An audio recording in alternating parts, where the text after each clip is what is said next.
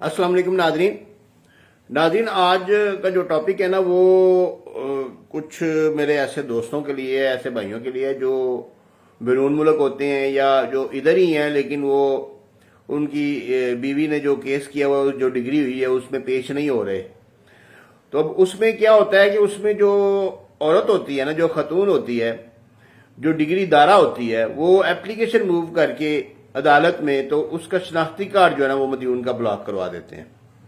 अगर बैरून मुल्क है तो फिर उसको वहां पे प्रॉब्लम्स क्रिएट हो जाती हैं, और अगर वो पाकिस्तान में है तो यहाँ पे उसको प्रॉब्लम्स क्रिएट हो जाती हैं। वो अपने आईडी कार्ड को कहीं इस्तेमाल नहीं कर सकता, नादरा जो है ना वो उसको ब्लॉक कर देता है। तो उसके लिए मैं आपको जो जो खवातीन है वो तो शायद मेरे से नाराज हो जाएं ये केसला ये सुन के, लेकिन जो चूंकि कानून के अंदर एक चीज मौजूद है तो फिर मुझे बताना जरूरी है कि वो उन लोगों के लिए ये केसला मैं पेश कर रहा हूं। मैं बता रहा हूं पीएलडी 2022 लाहौर, यानी कि लाहौर हाईकोर्ट का ये केसला है, लाहौर हाईकोर्ट की जजमेंट है। पेज है 756, पीएलडी 2022 लाहौर 756।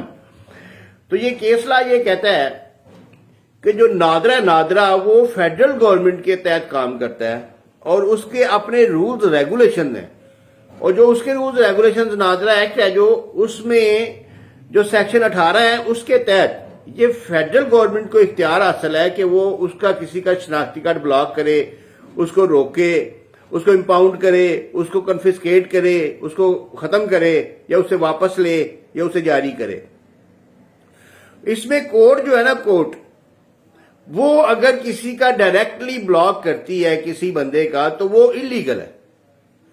ये केसला क्लियर कट वाज़ह करता है कि जो अदालत है वो किसी मुल्जम को या मुजरम को या किसी इश्तिहारी को पकड़ने के लिए या पेश होने के लिए मजबूर करने के लिए या कोई बैरून मुल्क है उससे खर्चा नानो नुफ्का हासिल करने के लिए उसका आईडी कार्ड ब्लॉक नहीं कर सकती।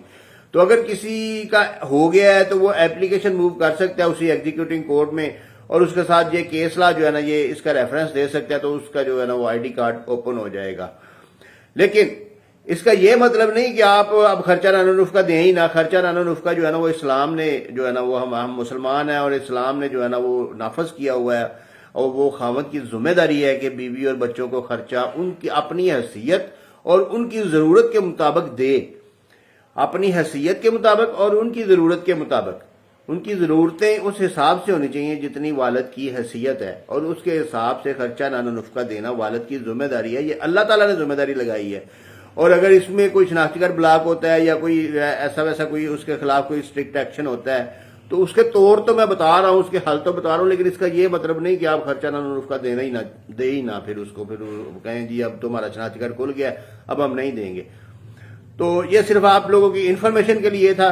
तो ये जरूरी नहीं है कि आप इस पर अमल करें और अपने बच्चों को तंग करें, अपनी बीवियों को तंग करें, ऐसा नहीं है। तो इसके लिए जो है ना वो सिर्फ आप लोगों की इंफॉर्मेशन के लिए मैंने ये शेयर किया है। तो अगर किसी का कोई ब्लॉक हुआ तो उसको ओपन करवा सकता है। शुक्रिया।